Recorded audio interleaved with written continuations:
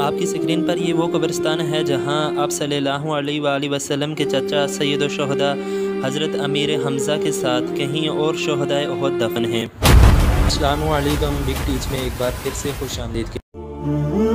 ناظرین، حضور اقدس صلی اللہ علیہ وآلہ وسلم کے چچا حضرت حمزہ غزوہ احد میں شہید ہو گئے اور بے درد کافروں نے آپ کے کان، ناک وغیرہ اعضاء کاٹ دیے اور سینہ چیر کر دل نکالا اور طرح طرح کے ظلم کیے۔ لڑائی کے ختم ہونے پر حضور اقدس صلی اللہ علیہ وآلہ وسلم اور دوسرے صحابہ شہیدوں کی لاشیں تلاش فرما کر ان کی تجہیز و تکفین کا انتظام فرما رہے تھے کہ حضرت حمزہ کو اس حالت میں دیکھا نہایت صدمہ ہوا اور ایک چادر سے ان کو ڈھانک دیا۔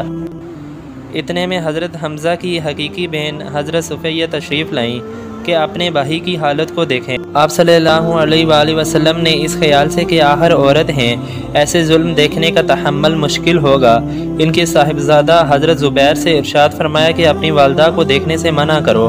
انہوں نے اپنی والدہ سے عرض کیا کہ آپ صلی اللہ علیہ وآلہ وسلم نے دیکھنے کو منع فرما دیا تو وہ فوراً کھڑی ہو گئیں۔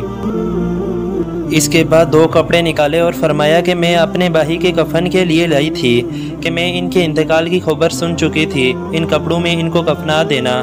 ہم لوگ وہ کپڑے لے کر حضرت حمزہ کو کفنانے لگے تو برابر میں ایک انصاری شہید پڑے ہوئے تھے جن کا نام حضرت سہیل تھا۔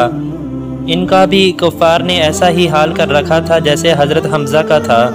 ہمیں اس بات سے شرم آئی کہ حضرت حمزہ کو 2 کپڑوں میں کفن دیا جائے اور انصاری کے پاس ایک بھی نہ ہو، اس لیے ہم نے دونوں کے لیے ایک ایک کپڑا تجویز کر دیا، مگر ایک کپڑا ان میں بڑا تھا، دوسرا چھوٹا، تو ہم نے قرعہ ڈالا کہ قرعے میں جو کپڑا جن کے حصے میں آئے گا وہ ان کے کفن میں لگایا جائے گا۔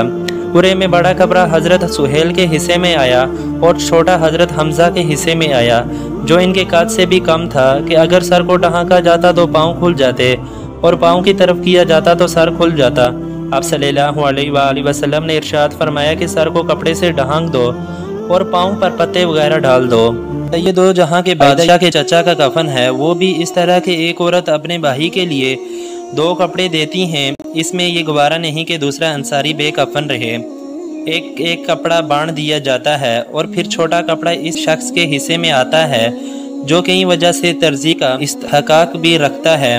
غریب پروری اور مساوات کے دعوے دار اگر اپنے دعووں میں سچے ہیں تو ان پاک ہستیوں کا اتباع کریں جو کہہ کر نہیں بلکہ کر کے دکھلا گے۔ ہم لوگوں کو اپنے لیے ان کا پیرو کہنا بھی شرم کی بات ہے۔